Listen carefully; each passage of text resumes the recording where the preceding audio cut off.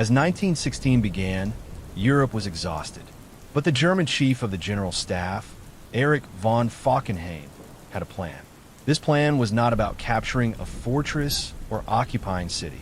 It was a mathematical murder, to bleed France white. Falkenhayn would turn the city of Verdun, sacred to the French, into such a target that the French army would be forced to sacrifice everything, down to its very last soldier, to defend it. The strategy was simple, yet horrifying: total annihilation. Falkenhayn designed Verdun as a grinding mill. German artillery would unleash such a rain of fire that French infantry would be buried before ever seeing the enemy. On the morning of February 21st, the rehearsal for the apocalypse began. It was 7:15 a.m. On the Verdun front, 1,200 German guns fired simultaneously. It was the most intense bombardment the world had ever seen up to that point. The ground didn't just shake, it rippled like a liquid. For French soldiers, shelters turned into graves. The word hell is insufficient to describe Verdun. Forests vanished within minutes. Hills were reduced by meters due to explosions. Soldiers went days without sleep or food, struggling simply to survive under a rain of steel. Verdun was no longer a battlefield. It was a vast industrial cemetery. The French army staggered, but it did not fall. General Philippe Pétain took command of the defense. He had a single slogan: "Ils n'y passeront pas." They shall not pass. Only one lifeline remained for the French: a narrow road stretching from Bar-le-Duc to Verdun. This road was called the Voie Sacrée, the Sacred Road. Thousands of trucks carried fresh troops and ammunition to the front day and night without pause. Along the roadside, thousands of workers repaired the road instantly as it was crushed beneath the wheels. The entire body of the French army survived on the blood flowing through this thin artery. The heart of Verdun was Fort Douaumont. When this modern concrete fortress fell into German hands, French pride suffered a devastating blow. In its dark corridors, underground battles raged for months. Grenades exploded in narrow tunnels, soldiers trying to recognize one another by their breathing in the dark. The fortress became a prison.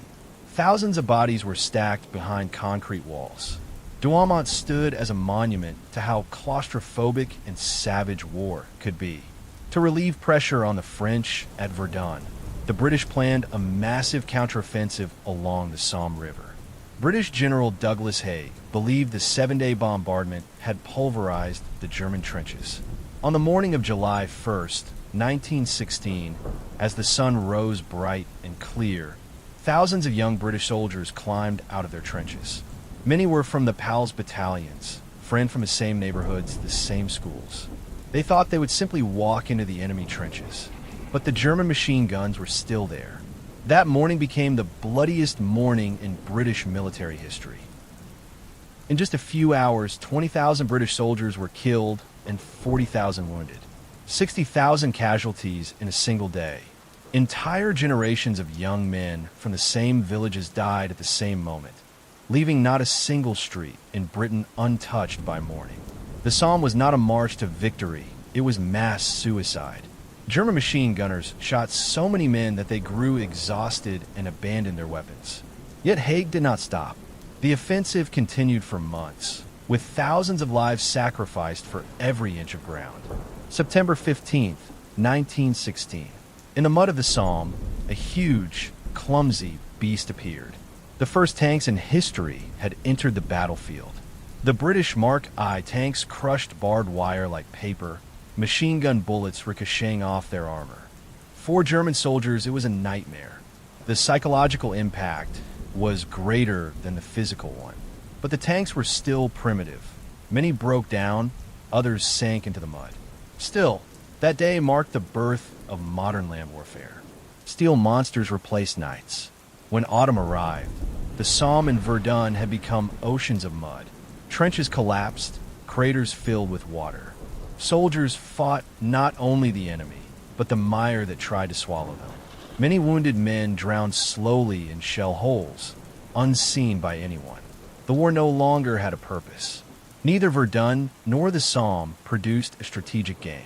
There were only more shells, more corpses, and more hatred. Humanity was trapped in the industrial hell that had created. When the battles of Verdun and the Somme ended in late 1916, total casualties approached 2 million. At Verdun alone, 10 shells had fallen on every square meter of ground. The land gained just a few kilometers on either side. These two battles annihilated an entire generation of Europe. No one still believed the war would be short and glorious. 1916 was the year the human spirit sank into its deepest darkness. Armies were beginning to collapse, not only physically but morally. Verdun is still a red zone today. The soil contains so many unexploded shells and human remains that farming is forbidden. The Somme and Verdun are vast cemeteries, showing us what industrial warfare truly brings. But as 1916 ended, another storm was approaching. In famine-stricken Russia, the sounds of revolution were rising, while a new giant across the ocean was preparing to enter the war. In the next episode, we will turn to the collapse of empires from within, to the Russian Revolution, and to Army's Eye. In revolt, history does not take sides, but makes everyone pay the price. I am your narrator, Orginess. Until the next episode, goodbye.